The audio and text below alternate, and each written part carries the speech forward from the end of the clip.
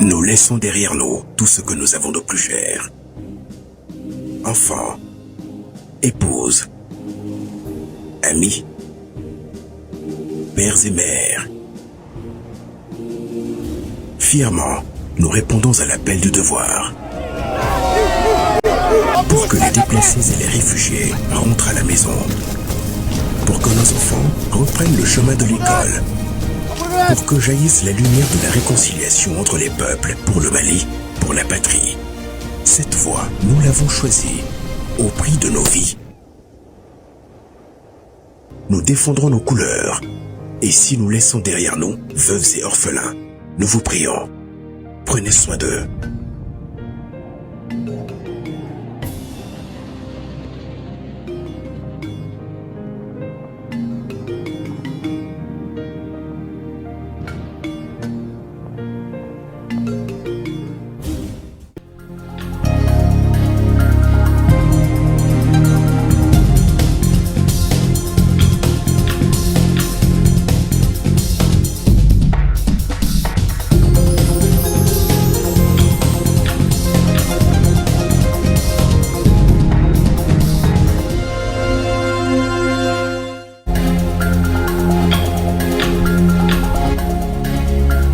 Le Premier ministre, le général de division Abdoulaye Maïga, l'autorité indépendante de gestion des élections, EJ, l'axe 8 de la lettre de cadrage du gouvernement en marche.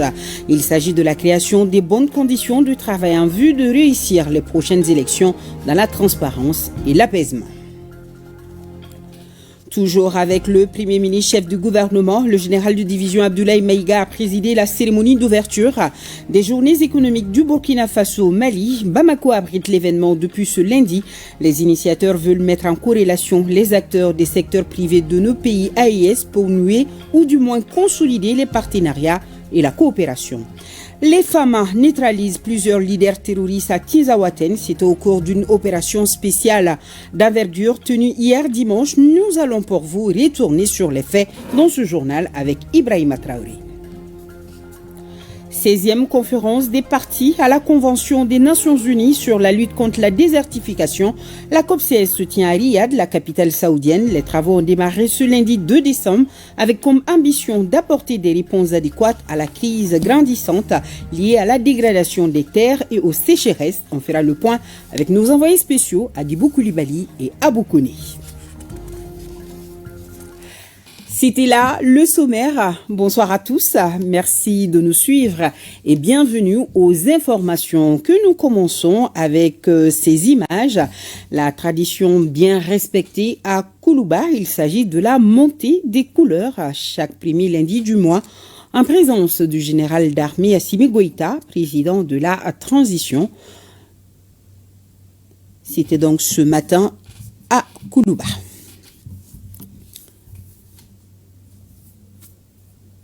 Pour la circonstance, le chef de l'État est entouré du personnel de la présidence.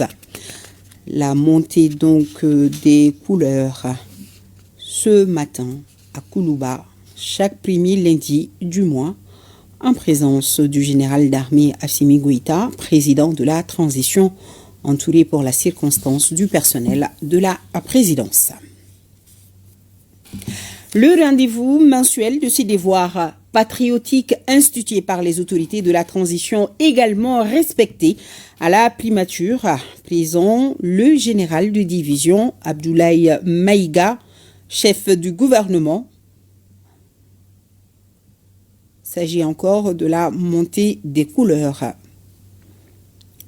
Il a cité à la primature en présence du Premier ministre, le général de division Abdoulaye Maïga, entouré des membres du cabinet et de certains membres du gouvernement, du gouverneur, entouré du cabinet et d'autres agents de la primature. C'était donc ce matin. La montée des couleurs. La montée des couleurs instituée par les autorités de la transition chaque premier lundi du mois. Plusieurs leaders terroristes neutralisés. Une action de nos FAMA à Tinzaouaten. C'est au cours d'une opération spéciale d'envergure hier dimanche. Ces chefs terroristes tués étaient impliqués dans plusieurs attaques contre les populations et les FAMA. Là-dessus, je vous propose un retour sur les faits. C'est avec Ibrahima Traoré. Que s'est-il passé ce 1er décembre 2024 à Tinzaouaten? Au petit matin, plusieurs leaders terroristes se donnent rendez-vous pour une réunion. C'est au lendemain de l'annonce de la création d'un fantomatique front, des mouvements minutieusement suivis par les services de renseignement.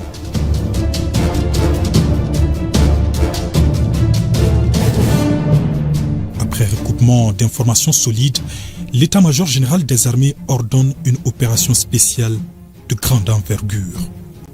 Les drones prépositionnés dans le secteur entrent en action avec précision et portent un coup fatal à la chaîne de commandement de la nébuleuse terroriste active au Mali.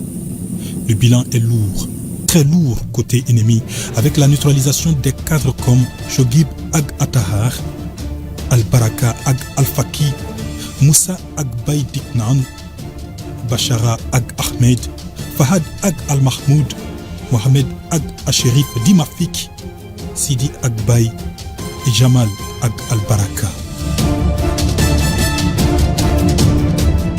À Tinzaouaten, localité située à 200 km au nord de Kidal, à la frontière algérienne, les terroristes se croient être maîtres des lieux. Ils s'y retrouvent très souvent pour la planification de leurs actions néfastes à la sécurité de la région. C'était sans compter sur la vigilance des forces armées maliennes. Oui, cette localité est placée sous surveillance aérienne depuis plusieurs mois. Ces leaders terroristes payent ainsi le prix de leur implication dans plusieurs attaques ciblées contre les populations civiles et les FAMA. Des FAMA qui multiplient des succès opérationnels et qui sont déterminés à combattre avec professionnalisme le terrorisme sous toutes ses formes. Cette victoire des FAMA sonne encore comme un rappel de l'avertissement du ministre de la Défense, disant que l'ennemi ne connaîtra jamais le repos, du moins jusqu'à ce que les bombes et les troupes d'assaut les traquent et les envoient vers le repos éternel. Voilà, Ibrahima Traoré pour toutes ces précisions. Sur un tout autre plan, suite des visites de prise de contact du Premier ministre, le général de division Abdoulaye Maïga était à l'archevêché et à l'autorité indépendante de gestion des élections EJ. Vous le savez déjà, la tenue prochaine des élections au Mali demeure une des priorités des autorités de la transition. Cette visite s'inscrit donc dans cette dynamique où le Premier ministre, dans ses propos, a évoqué l'axe 8 de la lettre de cadrage du gouvernement. Il s'agit de la création des conditions adéquates en vue d'élections transparentes et apaisées qui mettront fin à la transition dans un pays où il fait bon vivre. C'est en tous les cas les sollicitations et les prières faites à l'archevêché où le soutien et l'accompagnement de l'Église catholique n'ont pas fait défaut à l'endroit des autorités de la transition. Mamari Kone, Aliou Touré. L'autorité indépendante de gestion des élections EJ joue un rôle de premier plan dans la bonne organisation des élections devant mettre fin à la transition. C'est pourquoi la visite du Premier ministre, ministre de l'administration territoriale et de la décentralisation au siège de la structure est perçue comme un signe d'encouragement. Après un bref entretien avec le président dans son bureau, le Premier ministre rencontre le président, les commissaires et le personnel de l'EJ dans la salle de conférence La Démocratie. Une occasion saisie par le président de l'organe indépendant pour faire une brève présentation de la structure ainsi que les travaux effectués en 2 ans d'existence. Nous avons mis en place l'ensemble des coordinations de l'EJ au niveau de l'intérieur du pays, mais également au niveau des ambassades et des consulats. Cet ensemble, c'est le Premier ministre, est constitué aujourd'hui de 6460 agents. De ce que nous attendons de vous, Monsieur le Premier ministre, un accompagnement fraternel, un accompagnement de responsabilité et un accompagnement de devoir à accomplir. Il est évident que c'est un dispositif institutionnel qui rassure, parce que le Premier ministre, il a marqué sa volonté aujourd'hui de venir donner cette impulsion. Mais l'EJ doit s'assurer aussi que le dispositif opérationnel qui est à sa disposition ne ménagera aucun effort pour accompagner valablement l'EJ dans l'accomplissement de sa mission. Après avoir salué l'autorité indépendante de gestion des élections pour le travail abattu depuis sa création, le Premier ministre de l'administration territoriale et de la décentralisation a dévoilé le contenu de l'axe 8 de la lettre de cadrage adressée au gouvernement par le président de la transition lors du Conseil des ministres inaugural le 27 novembre dernier. Je pense que le 8e axe nous concerne particulièrement, à savoir la création de conditions devant aboutir à l'organisation d'élections apaisées, transparentes. Élections devront elles-mêmes mettre fin à la transition. De cet axe découlent deux messages.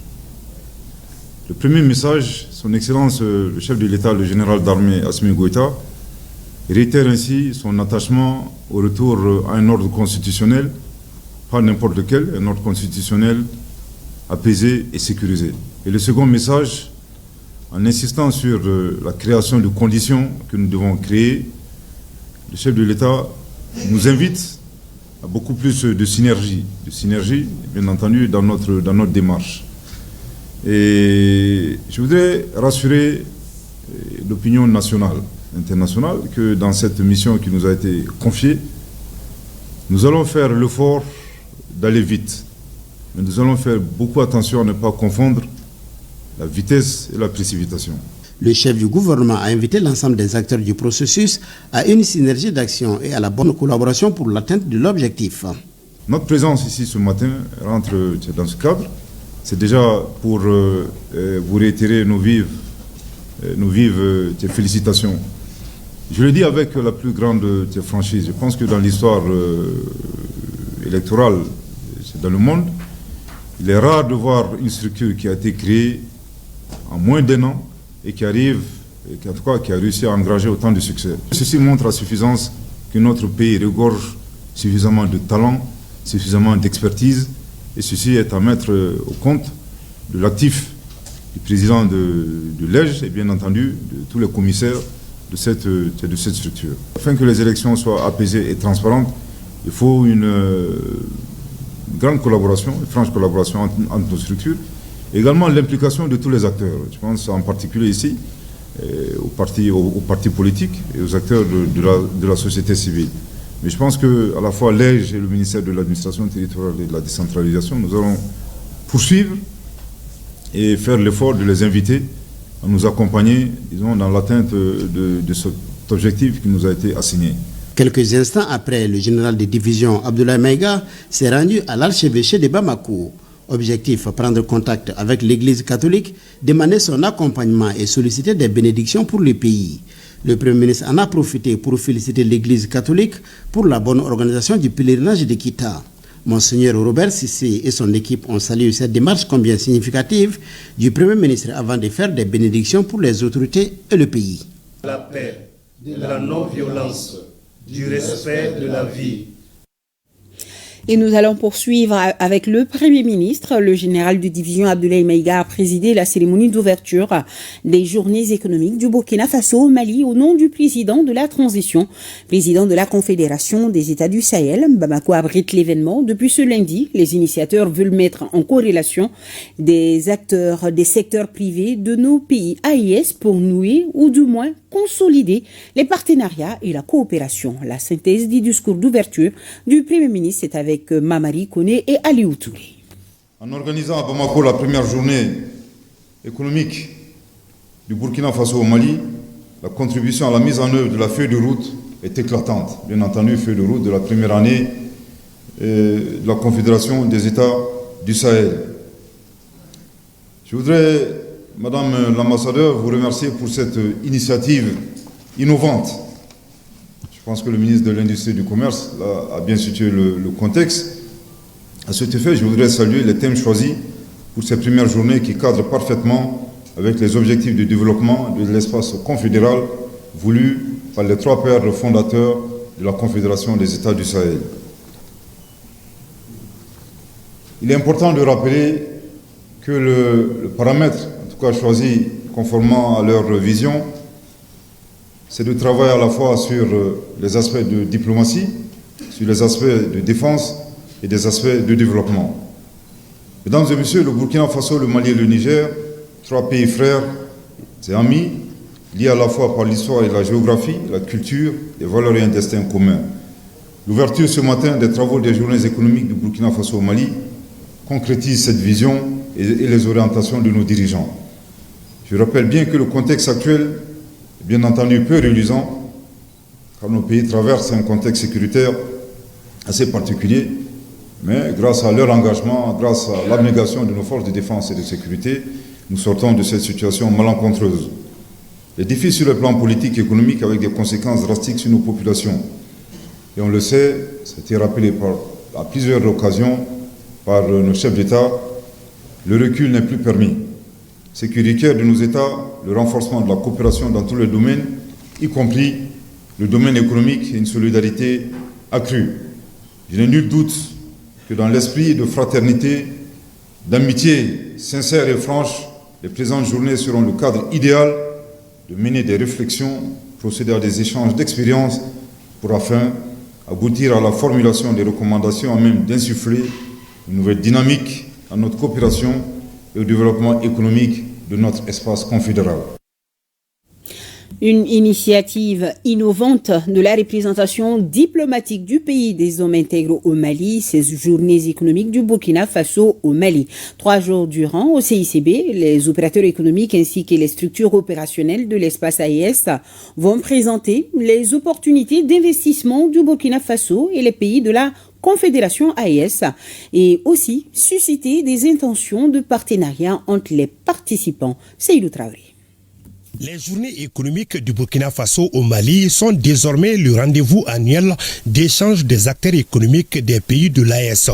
Avec ce cadre économique, l'ambassade du Burkina Faso au Mali entend contribuer au renforcement des liens entre les opérateurs économiques pour une émergence du secteur privé. Les journées économiques du Burkina Faso au Mali se veulent une tribune, un cadre d'échange du monde du commerce de nos 3 pays et en vue d'une expression commune des problématiques et des propositions de solutions pour une intégration économique véritable dans notre nouvel espace communautaire.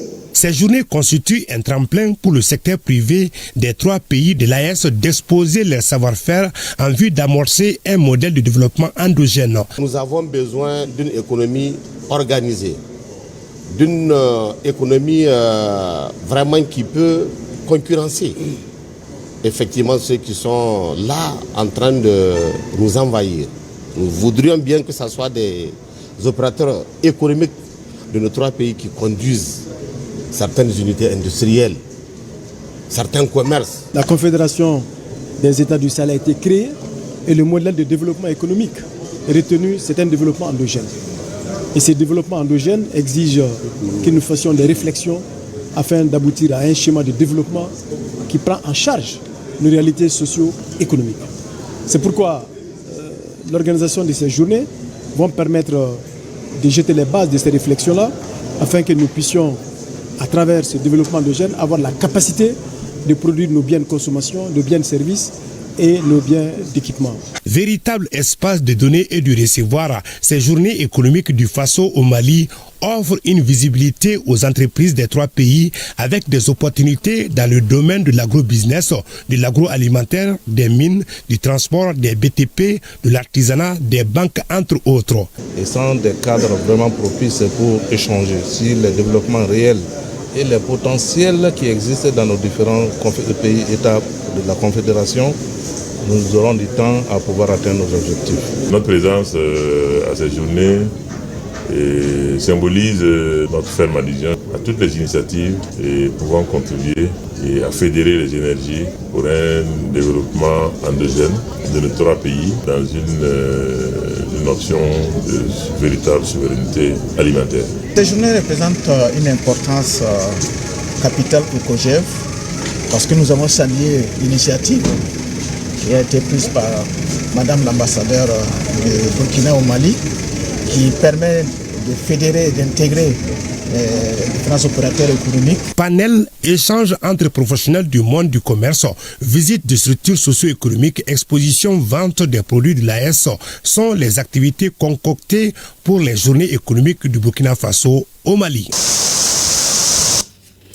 Et dans des communiqués déposés à notre rédaction, le parti mouvement Djekabara, l'Alliance démocratique du peuple malien et la coordination nationale de l'association police de proximité, l'Alliance Malitanien, tous pour le Mali pour tous, et l'Alliance pour la refondation du Mali, AREMA, adressent leurs félicitations aux FAMA pour la neutralisation de plusieurs terroristes à Tinzaouaten. Ce grand exploit confirme une fois de plus la montée en puissance des FAMA et traduit la ferme volonté des autorités du pays à préserver l'intégrité du territoire. Ils réitèrent enfin leur soutien indéfectible aux forces armées maliennes et appellent les Maliens à rester mobilisés pour la défense de la patrie. Fin ce dimanche à Kita du 53e pèlerinage au pied de Notre-Dame du Mali. La grande messe dite au sanctuaire marial a été mise à profit pour faire des prières et bénédictions pour notre pays. Un accent particulier a été mis sur le rôle que doit jouer la jeunesse dans la quête et l'assimilation des principes du Mali Koura. Le compte-rendu, c'est avec nos envoyés spéciaux Omar Traoré, Isaac Tchène. Présidé par Monseigneur Jonas Dambélé, évêque de Caille et non moins président de la conférence épiscopale du Mali, les pèlerins ont prié le Seigneur pour le renouvellement des cœurs en faveur d'un Mali nouveau. Des intentions de prière qui corroborent avec le thème de ce pèlerinage.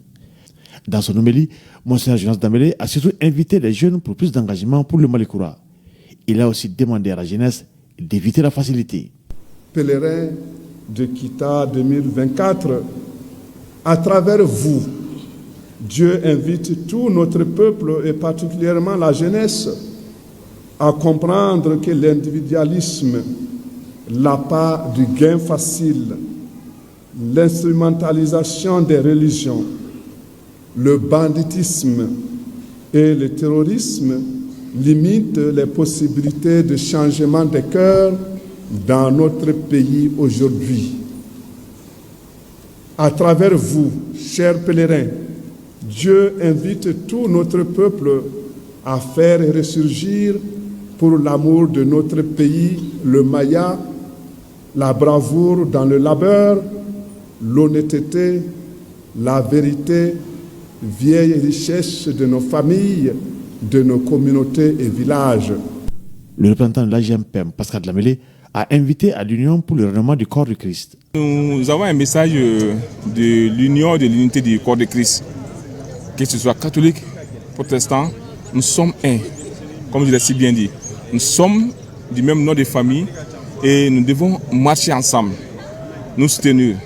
Nous sommes dans un pays en crise et nous devons prier constamment pour le pays, le Mali. Le ministre en charge des affaires religieuses et du culte a apporté le message du gouvernement. On a tous assisté ce matin aux prêches de nos évêques.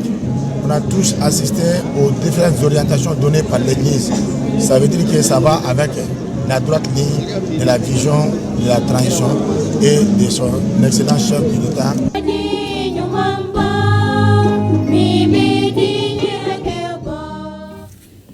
Et c'est parti depuis ce matin pour les activités de la Journée mondiale de lutte contre le sida, édition 2024, couplée au lancement du mois de lutte contre le sida. Cet événement est l'occasion de saluer les progrès du Mali en matière de lutte contre cette pandémie de 1,7 à 0,8%. Notre pays est sur la bonne voie de contrer cette maladie d'ici 2030. L'événement qui se tient donc à Ségou est célébré autour du thème national promouvoir les droits humains, c'est contribuer à éliminer le sida. On prit part à cette cérémonie dans les locaux de l'université de Ségou.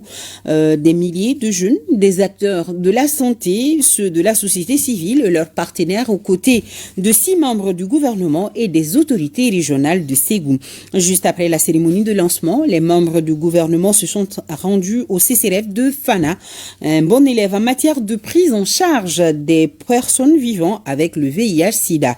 Nous reviendrons sur ces activités dans nos prochaines éditions avec Ramata Konaté et Karamogo Traoré depuis notre station régionale. Madame le ministre de la Promotion de la Femme, de l'Enfant et de la Famille prend part à cette célébration de la Journée mondiale de lutte contre le sida à Ségou, occasion saisie pour échanger avec ses services décentralisés des grandes orientations de l'État. Honoré Tchenou Issaba. Cette prise de contact du ministre de la Promotion de la Femme, de l'Enfant et de la Famille à Ségou constitue une première depuis sa domination. Il s'agit pour le ministre Sanogo d'échanger de près avec les structures relevant de son département sur les grandes orientations de l'État. Ainsi, le ministre s'est entretenu avec la Direction régionale de la Promotion de la Femme, de l'Enfant et de la Famille et les fêtières. J'ai tenu à être là avec les services régionaux et déconcentrés de mon département. Donc, faire une première prise de contact. Donc, les informer, les rappeler aussi des grandes orientations du chef de l'État, son Excellence général d'Almé, Assimi Goïta. Après les échanges avec les siens, le ministre fait part de ses constats. Tout le monde est debout, tout le monde est prêt à accompagner le chef de l'État dans l'atteinte de ses objectifs assignés, dans le cadre d'une amélioration des conditions de vie de nous tous et toutes. Ça a été l'occasion pour nous aussi d'une prise de contact avec la nouvelle ministre, de cerner le contour de tous les documents, de toutes les informations, de toutes les orientations relatives au nouveau gouvernement. Et ces orientations, elle nous a vraiment briefé sur les nouvelles orientations. Et parmi ces orientations, un programme global assorti des plans d'action qui concernera les différents ministères sectoriels. Cette prise de contact a permis aux collaborateurs de présenter des doléances au ministre, des doléances se rapportant à l'insuffisance du personnel, l'insuffisance des finances, entre autres, et le ministre de rassurer d'en avoir pris bonne note. Une délégation de haut niveau de l'Organisation internationale des migrations, OIM, séjourne au Mali. Cette première étape d'une série de visites dans les pays de l'AES se veut être un cadre d'échange et de partage en matière de défense des droits des migrants. Abdul Karim Kaba nous parle de l'entrevue de la délégation avec le ministre des Maliens établi à l'extérieur et de l'intégration africaine. Conduite par le directeur de cabinet de la directrice générale de l'Organisation internationale pour la migration, la délégation a été reçue d'abord par le ministre Moussa Ag Atayer. L'audience aura permis à Mohamed Abdikaer de saluer et féliciter les autorités de la transition pour les efforts déployés dans le cadre d'accompagnement et d'insertion des migrants de retour au pays. Strong discussion with the minister to look at how we can be able to. C'est très impressionnant tout le travail que le gouvernement a réalisé dans les dernières années pour appuyer la diaspora. Donc surtout quand ils doivent revenir au pays, cette diaspora, pour arriver à faire des investissements. Cette délégation de haut niveau de l'OIM s'est ensuite rendue à la Maison des Maliens de l'extérieur. En compagnie du ministre des Maliens établi à l'extérieur et de l'intégration africaine, la délégation a visité les coins et recoins de ces locales. Ici, tout est mis en œuvre pour la bonne organisation, le renseignement, l'orientation et la réinsertion. Cela montre le grand investissement que le Mali fait pour appuyer ses propres citoyens qui retournent au pays. Donc c'est très surpris de voir tous ces grands buildings et tout cet appui du gouvernement et essayer au mieux de soutenir tout ce qui revient. Et il y a lieu de s'assurer pour comment réaliser tout cela. L'occasion est saisie par le ministre Moussa Ag Atayer pour remettre des kits et des enveloppes d'insertion. Nous avons eu une discussion très dense, très profonde sur l'analyse des dynamiques migratoires, sur les enjeux que constitue la migration aujourd'hui, pas que pour nous, mais pour le monde entier, sur les opportunités pour les migrants de retour, mais aussi sur les opportunités de migration légale entre pays africains, ça c'est très intéressant, mais aussi migration légale au-delà. Donc je ressors de la rencontre, de l'audience que je leur ai accordée, très satisfait et très encouragé par la robustesse et la qualité de notre partenariat avec l'OIM. Cette délégation de haut niveau de l'Organisation internationale des migrations entame ainsi une série de visites dans le pays de l'AES. Et c'est pour renforcer et consolider les acquis de ce partenariat qui tourne autour de l'assistance des migrants et de la lutte efficace contre la migration irrégulière. Comme annoncé au début de ce journal, hors de nos frontières, démarrage de la 16e conférence des parties à la Convention des Nations Unies sur la lutte contre la désertification. La COP16 se tient à Riyad, la capitale saoudienne. On fera le point avec nos envoyés spéciaux, probablement au cours de ce journal. Envoyés spéciaux Agibou Koulibaly et Abou Koné. Place maintenant à l'actualité AES.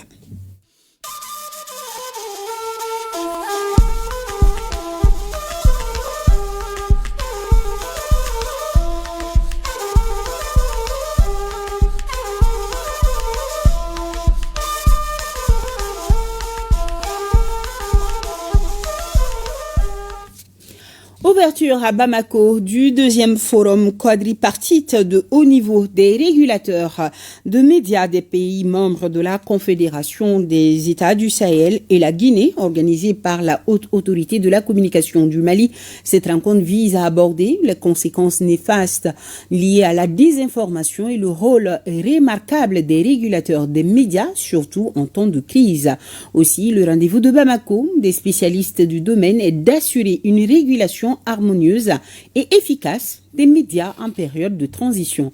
La cérémonie d'ouverture du forum a été présidée par le ministre en charge de la communication. Plus de détails avec Aridjou Matina.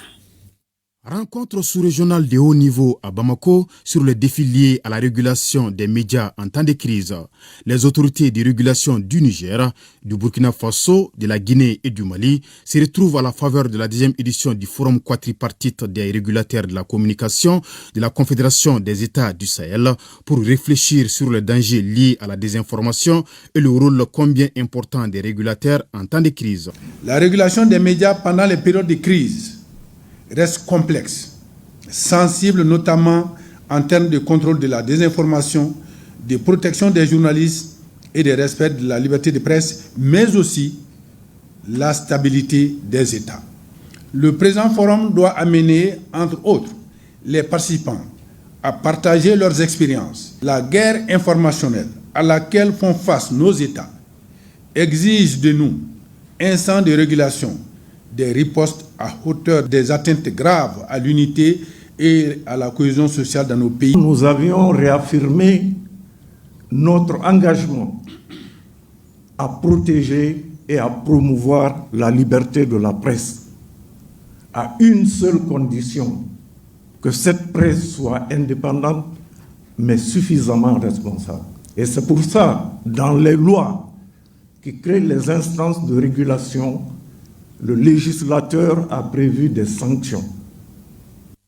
Lors de la première édition du forum tenu à Conakry en Guinée en mai 2023, les participants avaient mis l'accent sur les enjeux de la régulation des médias dans les pays en transition afin de lutter efficacement contre la désinformation, facteur de déstabilisation. Il ressort des thèmes de référence qu'il s'agit de renforcer la collaboration entre les autorités de régulation des trois États, de l'AES et de la Guinée, pour une régulation efficace des médias en période de transition afin de contribuer à la stabilité et à la paix dans ces pays. Les axes majeurs de cette collaboration, il s'agit de partager les expériences et les bonnes pratiques en matière de régulation des médias en période de transition, d'identifier les défis communs et élaborer des stratégies conjointes pour y faire face, et bien sûr promouvoir la liberté de la presse tout en assurant les normes éthiques et déontologiques. C'est dire que les objectifs spécifiques que vous vous êtes ainsi fixés sont en adéquation parfaite avec les défis auxquels la plupart de nos pays sont confrontés. Participe également à ce forum de 2 jours le Togo en qualité d'invité d'honneur pour son expertise et son accompagnement à l'endroit des pays en transition. C'est un honneur pour la haute autorité de l'audiovisuel et de la communication du Togo d'être associé à cette rencontre. Je pense que pour nous, c'est une façon pour les instances de régulation des médias des pays de l'AES de reconnaître en ce qui concerne le Togo non seulement une certaine expérience mais une forte amitié et un certain parallélisme dans les actions qui peuvent être menées pour combattre ce que nous appelons chez nous l'insécurité médiatique. Les experts de la communication et de la sensibilisation, lors de ce forum, aborderont plusieurs thématiques comme la communication institutionnelle dans l'espace AES et la Guinée, enjeux et défis, ou encore le respect de l'éthique et de la déontologie en matière de collecte et de traitement de l'information en période de crise et l'autorégulation. Fin ce 1er décembre 2024 à Ouagadougou de la 14e édition du Salon international du tourisme et de l'hôtellerie de Ouagadougou, CITO. Remise de distinction et récompense pour plusieurs acteurs du secteur. Au total, 27 prix officiels pour 6 catégories et 3 prix spéciaux. Le compte-rendu de Salifou Belem et Beniwende Frédéric Nikema. Au palmarès de cette 14e édition du Salon international du tourisme et de l'hôtellerie de Ouagadougou, CITO, 27 prix officiels ont été décernés aux acteurs du secteur dans 6 catégories. Il s'agit entre autres des catégories meilleur agent comptoir, meilleur concessionnaire de véhicules de tourisme, meilleur valet de chambre, meilleur garçon de café et art culinaire. Dans cette dernière catégorie, c'est la République sœur du Niger qui s'illustre le mieux avec Mohamed René Kaltoum Fazouma. Elle s'adjuge les premiers prix dans les sous-catégories entrées et desserts et le deuxième prix dans la sous-catégorie boissons. Les 3 prix dans la sous-catégorie plat de résistance reviennent quant à eux au Burkinabé. L'entrée, c'est un plat de chez moi, le moringa, communément tout le monde le connaît. Donc avec la pintade pilée, c'est le mélange des deux que j'ai présenté. Donc, et le dessert, c'est à base de potiron. C'est quelque chose qui est très aimé, que les gens ne mettent pas en valeur. J'ai reçu 2 prix ce soir, donc je suis très contente. D'abord, j'ai fait le dessin, j'ai fait le panna cotta des dattes à la vanille. J'ai fait entrée, j'ai fait ça, c'est en traditionnel, entrée plat, kumbado, à base, avec capitaine. Moi-même, je m'attendais même pas, donc je ne me suis pas préparée. Dans la 6e catégorie meilleur stand, la République sœur du Niger répare comme à l'édition précédente avec le meilleur stand pays. Le prix du meilleur stand professionnel est remporté par Azalai Hotel et celui du meilleur stand région par le Centre-Sud. La seule tenue est déjà un motif de satisfaction parce que nous le disons toujours, dans le contexte actuel du Burkina Faso, chaque événement majeur que nous préparons et dont nous réussissons la tenue renforce davantage notre conviction que véritablement nous allons relever tous les défis et que nous allons sortir plus fort des épreuves auxquelles notre pays fait face aujourd'hui. Cette 14e édition a donné à voir l'engagement de l'ensemble des acteurs du secteur du tourisme et de l'hôtellerie. Et Rimtalba Jean-Emmanuel Ouedraogo d'inviter les Burkinabés à davantage se mobiliser pour la promotion du tourisme interne, un secteur créateur d'emplois et de richesses. Et à cette soirée de clôture de la 14e édition, hommages et reconnaissances sont adressés à ces pionniers qui ont tracé les sillons du CITO et ont contribué au développement du tourisme au Burkina Faso. Au Niger, le bulletin des forces de défense et de sécurité dans leur mission de sécurisation du territoire du 28 au 30 novembre 2024 évoque ces interventions commentées par Jocelyne Amoussou. Lors d'une mission de reconnaissance offensive menée le jeudi 28 novembre dans la zone comprise entre Bolondjouga et Gourtea, nos forces ont intercepté 2 individus circulant à moto. Les suspects, soupçonnés d'appartenir à des groupes criminels, se dirigeaient vers Kokoloko avec plus de 25 litres de carburant, probablement destiné au réseau criminel évoluant dans la zone. Le lendemain, une patrouille des forces de sécurité opérant dans le périmètre de Torodi a appréhendé un agent de renseignement appartenant à un groupe criminel. Identifié et dénoncé par des collaborateurs locaux, le suspect a été remis aux services compétents pour déterminer son implication dans des activités criminelles. Dans la région de Tawa, dans le cadre de l'opération Chara, les éléments du poste avancé de Tebaram ont récemment mené des opérations ciblées ayant abouti à l'arrestation de 3 complices actifs des réseaux criminels opérant dans les secteurs de Tigirnasen et Egarek. Ces individus, identifiés comme des facilitateurs logistiques des groupes criminels armés, jouaient un rôle clé dans le transit et l'approvisionnement de matériel ennemi dans ces zones stratégiques. Lors de cette intervention, une somme de 2 180 000 francs CFA, des armes légères ainsi que divers équipements compromettants ont été saisis, renforçant ainsi les efforts pour désorganiser ces réseaux criminels. Dans la région de Maradi, dans le cadre de l'opération Farotoboucha, en milieu de cette semaine, un détachement des forces de sécurité patrouillant dans le secteur de Firji a arrêté 9 criminels.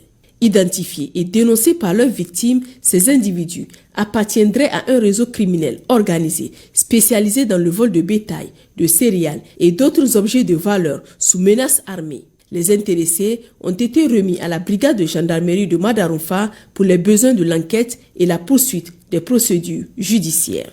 Dans la région de Zender, au sein de la zone de défense numéro 3, la patrouille départementale de Damagaram-Takaya a visé sur le transit suspect d'un véhicule anormalement chargé à intercepter l'engin dans la zone de Tanout. L'opération a permis l'arrestation de 3 trafiquants et la saisie de 32 cartons de prégabalin, un produit pharmaceutique détourné de son usage réglementaire.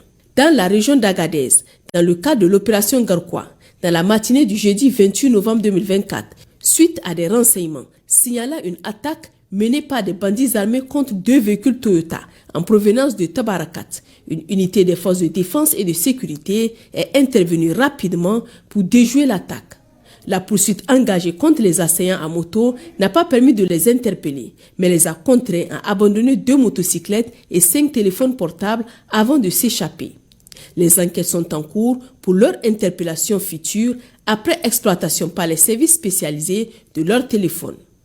À Niamey et ses environs, dans le cadre de l'opération Inchinkasa menée depuis près d'une année, les forces de sécurité poursuivent leurs efforts pour neutraliser toute menace pesant sur la quiétude des populations à Niamey et dans ses environs.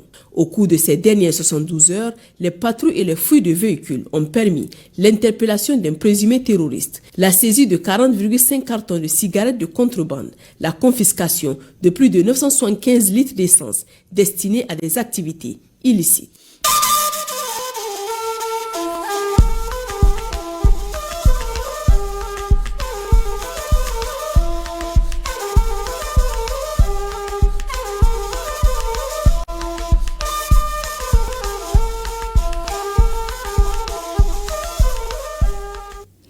Tenue du Conseil national du crédit de la BCEAO, l'évolution du secteur des microcrédits, le nouveau texte du code minier principalement, celui qui prend en compte l'implication du secteur privé dans l'approvisionnement des sociétés minières en matériel et autres produits au cœur des échanges. Boubacar Bablé-Touré pour plus de précisions. Le Conseil national du crédit, une réunion statutaire à l'initiative de la BCEAO qui regroupe périodiquement les experts du domaine des finances, des opérateurs économiques et d'autres acteurs. Pour ce rendez-vous, 2 points étaient à l'ordre du jour. D'abord, l'évolution du secteur des microfinances dans notre pays. Et la Banque centrale a fait une note bien détaillée sur l'évolution de ce secteur qui connaît quelques difficultés, mais qui a pu quand même être résilient compte tenu des crises successives que le pays a connues. Les résultats du secteur sont assez encourageants, mais restent à surveiller.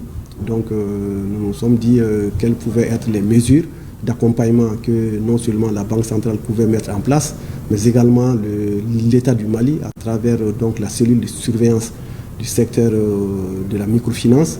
Donc les évaluations qui ont été faites et les recommandations qui sont issues de ces évaluations, comment les mettre en œuvre pour en tout cas avoir un secteur des microfinances assaini dans notre pays. Le second point est relatif au nouveau texte du code minier et du contenu local. Un texte qui prend en compte les acteurs du secteur privé en ce qui concerne l'approvisionnement des sociétés minières en matériel et d'autres produits. Il s'agissait de voir comment organiser le secteur privé, comment accompagner le secteur privé, comment financer le secteur privé et quel rôle la Banque centrale peut jouer dans l'appui aux banques. Quand on parle de contenu local, il s'agit, pour ce qui concerne le secteur privé, de pouvoir assurer la sous-traitance dans les sociétés minières par des entreprises maliennes, des entreprises qui appartiennent à des Maliens à 51%. Donc il faut que des entreprises appartenant à des Maliens à 51% puissent assurer donc la fourniture de tous les services aux sociétés minières à hauteur donc de 51%. Nous avons estimé qu'il y a plus de 6 000 milliards de chiffre d'affaires dans le secteur. Donc nous avons estimé qu'il faut que le secteur privé puisse s'organiser, puisse se mettre en capacité et puisse vraiment être capable donc de répondre aux besoins de l'industrie minière. Et le patron de l'Hôtel des Finances d'inviter les membres du Conseil à réfléchir sur ces deux questions et de proposer des solutions appropriées pour le prochain Conseil prévu dans un bref délai. À partir du premier trimestre 2025, les 4 filiales de la CMDT et l'Office central de classement du coton seront remplacées par des directions régionales. Ainsi en ont décidé les administrateurs de la société à la faveur de leur 102e session qui s'est tenue ce lundi matin dans les locaux de la CMDT, session au cours de laquelle ils ont adopté le projet de fusion par voie d'absorption des filiales de Sikasso, Koutiala, de Fana et de Kita. Une nouvelle direction régionale sera créée à Bougouni. On en sait plus avec Siaka Konaté. Fin du processus de privatisation de la compagnie malienne pour le développement des textiles. La CMDT redevient une seule société. Le projet de fusion par absorption des 4 filiales et de l'Office central de classement du coton OCC a été examiné et adopté par la 102e session du conseil d'administration de la société. Ça fait assez longtemps qu'un processus de privatisation de la CMDT avait été engagé, interrompu par la grâce de Dieu. Et donc la situation est restée pendante pendant un très bon moment. Et donc à la suite des assises, et même avant les assises, des initiatives avaient été engagées pour pouvoir procéder à la fusion et ramener la CMDT à sa structure d'antan pour qu'elle soit plus proche et satisfaire les demandes des acteurs des régions de production cotonnière. Donc à ce titre-là, nous avons eu le soutien des autorités de la transition et leur engagement pour le développement de la filière cotonnière. Ainsi, dès le premier trimestre 2025, les filiales sud de Sikasso, nord-est de Koutiala, centre de Fana, ouest de Kita, ainsi que la coordination de Bougouni et l'Office central de classement du coton seront érigées en direction régionale, toutes choses qui devront aboutir à une plus grande opérationnalité et un meilleur management de la société. Et nous allons nous structurer de telle sorte qu'à pouvoir apporter un service de qualité et opportun aux producteurs, mais aussi à assurer la gestion de notre tâche de cœur qui est le traitement industriel du coton par l'égrainage et la commercialisation de ce coton-là. Et j'ose espérer que notre plan stratégique qui sera bâti sur cette nouvelle réorganisation permettra de redonner des airs de gloire à la filière cotonnière. Les administrateurs ont autorisé le PDG à signer le projet de fusion et à convoquer une assemblée générale extraordinaire des actionnaires pour entériner cette décision, ce qui mettra fin au processus de privatisation de la CMDT, conformément aux recommandations des Assises nationales du coton tenues en février 2021. L'apport des sciences naturelles dans la gestion efficiente des crises, c'est le thème de la 5e journée scientifique du département de biologie. L'objectif de cet exercice scientifique est la valorisation et la vulgarisation des résultats de certaines recherches des panélistes qui seront primés. Al-Mouzer Al-Kamissa Yatara, reportage. La journée scientifique du département de biologie est un cadre d'échange et de partage des savoirs où se côtoient des acteurs du monde académique, des instituts, des centres de recherche et de formation. La 5e édition est consacrée à l'apport des sciences naturelles dans la gestion efficiente des crises. Si vous proposez des solutions, ces solutions s'adressent aux hommes.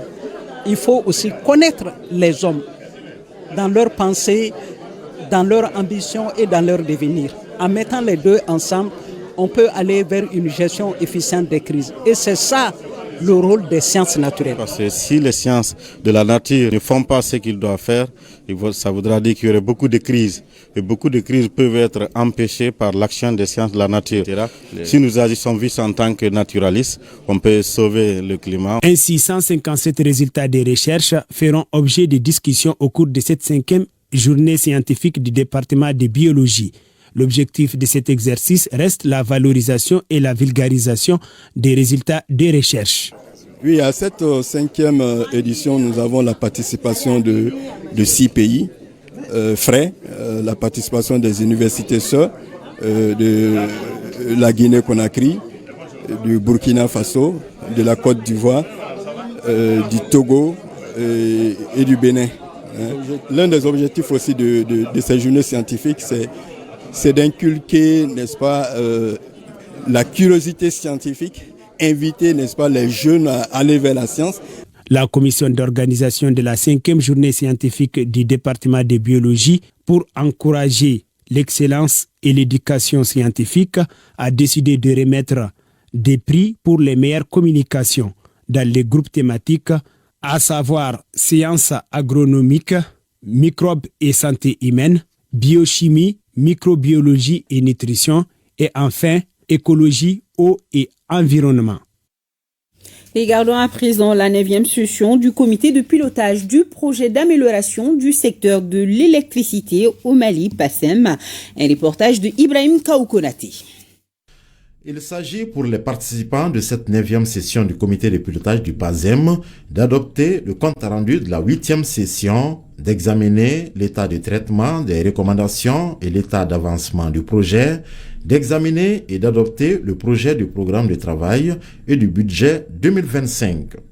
Ce progrès se justifie tout simplement par le fait que nous avons signé les marchés relatifs à ces travaux majeurs qui va consister à la construction de lignes haute tension et de postes 225 GIS.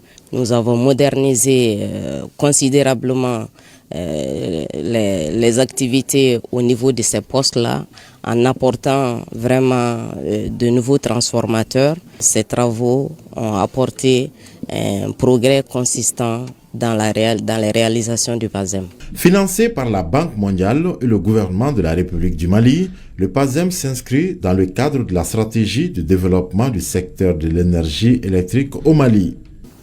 Au-delà d'un simple projet d'infrastructure, le PASEM est une vision globale visant à garantir une efficience opérationnelle accrue pour EDMSA. Conscient de cela, ainsi que des défis qui persistent, je puis vous assurer de l'engagement continu de nos plus hautes autorités à surmonter ces obstacles afin de faire du secteur de l'électricité un véritable moteur de développement économique et social au Mali. Le projet d'amélioration du secteur énergie du Mali, PASEM, va booster le besoin énergétique tant souhaité par les autorités de la transition. Communication autour de la compagnie d'assurance, comme son nom l'indique, elle a pour mission d'apporter une assistance aux assurés en procédant notamment à la réparation des préjudices, c'est là conformément à certaines règles établies en la matière.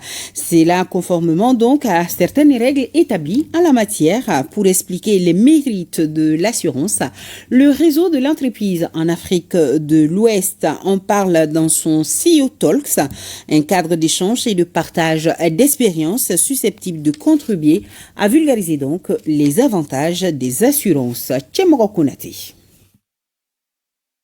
CEO Talks, un cadre d'échange sur les biens fondés de l'assurance. Ce concept initié par le réseau de l'entreprise en Afrique de l'Ouest est ici célébré pour la 13e fois.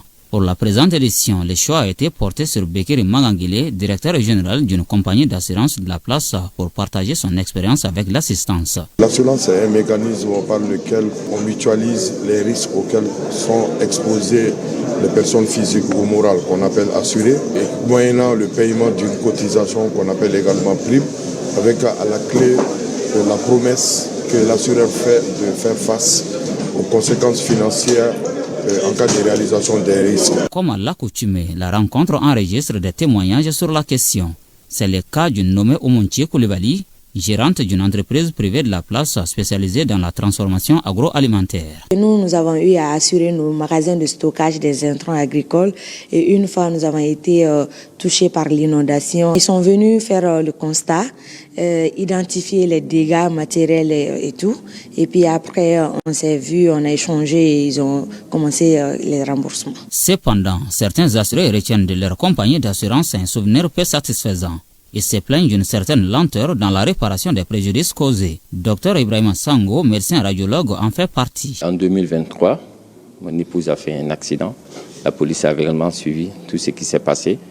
Mais malheureusement, nous n'avons pas eu suite à ce qui nous a été proposé. La question que je me pose, quel est le rôle de l'assurance réellement? Et pour l'instruction, on a besoin d'un certain nombre de pièces. Ça peut être les PV, le procès-verbaux de constat pour l'accident.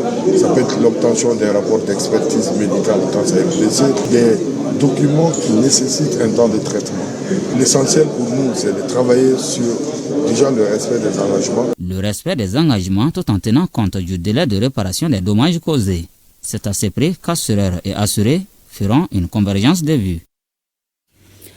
Un mot de la 16e conférence des parties à la Convention des Nations Unies sur la lutte contre la désertification. La COP16 se tient à Riyad, la capitale saoudienne. Les travaux ont démarré ce lundi 2 décembre avec comme ambition d'apporter des réponses adéquates à la crise grandissante liée à la dégradation des terres et aux sécheresses.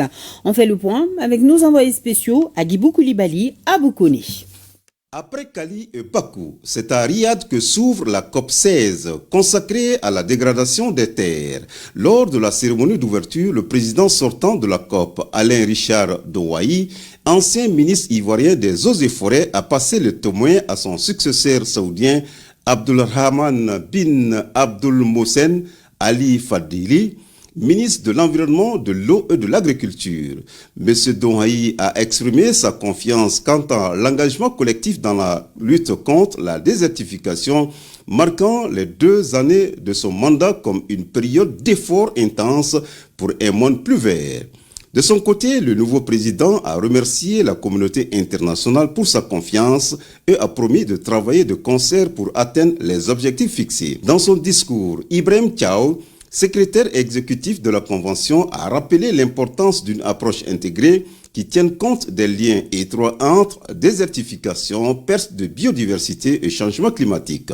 La délégation malienne conduite par Doumbia Mariam Tangara, ministre de l'Environnement, de l'Assainissement et du Développement durable, et le gouverneur de la région de Mopti, le général de brigade Abbas Dambélé, s'est montré optimiste quant au succès de cette conférence. Il y a beaucoup de littérature pour ce qui concerne les aspects de désertification. Il y a beaucoup de littérature autour. Mais ce qui est notoire aujourd'hui, la plus forte participation du Mali à l'événement COP16 est remarquable. Et nous osons croire que tout cela s'inscrit en phase des initiatives que nos plus hautes autorités sont en train de prendre aujourd'hui. Si vous avez remarqué un peu les initiatives présidentielles par rapport à tout ce qui concerne le bétail, tout ce qui concerne même la lutte contre l'immigration, il y a eu beaucoup d'annonces, mais il y aura beaucoup de mobilisation de ressources, ce qui va permettre aux nos autorités de mieux exécuter leur ambition, leur vision, empêcher les jeunes d'aller à l'exode rural, ce qui est un vœu qui tient beaucoup au cœur de notre président de la transition, son Excellence le général Assimi Goïta, chef de l'État. Je dirais bien que le Mali, étant un pays qui a signé et ratifié la Convention des Nations Unies sur la lutte contre la désertification, a le droit et l'obligation de prendre part à cette COP. Donc les attentes sont énormes. Il y a les attentes au niveau de renforcer la résilience des communautés face à l'adaptation au changement climatique. Également, il y a le financement des grands projets et des initiatives locales à travers la Grande Muraille Verte et puis d'autres initiatives pour quand même restaurer les terres dégradées. Également, il y a le renforcement de la coopération internationale et régionale par rapport à la coopération et le partenariat pour une grande mobilisation autour de cette question de désertification aujourd'hui. Nous allons mettre l'accent également sur le transfert des technologies, qui est un transfert vraiment qui doit apporter des solutions basées sur la nature à travers les initiatives locales pour quand même restaurer et puis permettre à la gestion durable des terres et des ressources naturelles. L'ambition est claire, transformer les engagements en actions concrètes pour préserver les terres et améliorer les moyens de subsistance des générations futures. Après Cali et Bakou, Riyad espère marquer un tournant historique dans la lutte contre la désertification, un enjeu crucial pour la planète.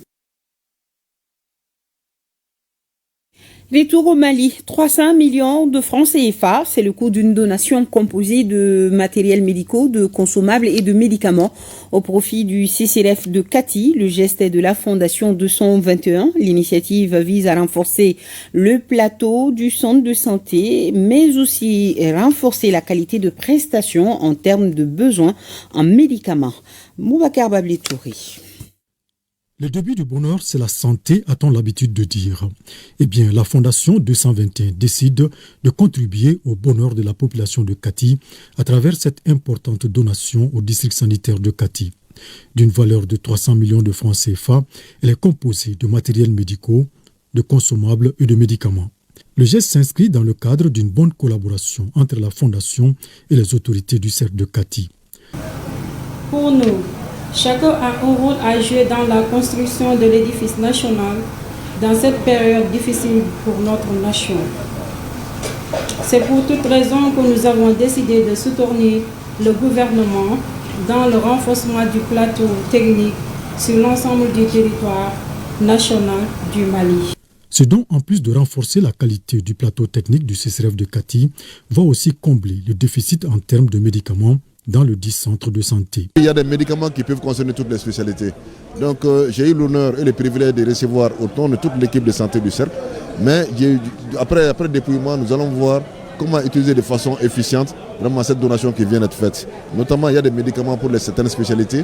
Donc en fonction des structures, nous allons dispatcher entre les structures pour que ce soit vraiment rentabilisé. C'est important, l'eau de donation est une aubaine pour toute la population de Kati.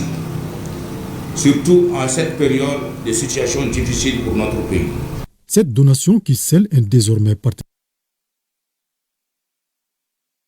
Allez, nous allons terminer en slam.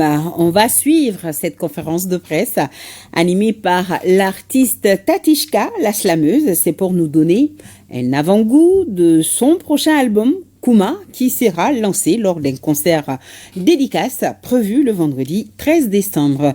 Ibrahim Kaoukonate, Abraman Traoré, reportage.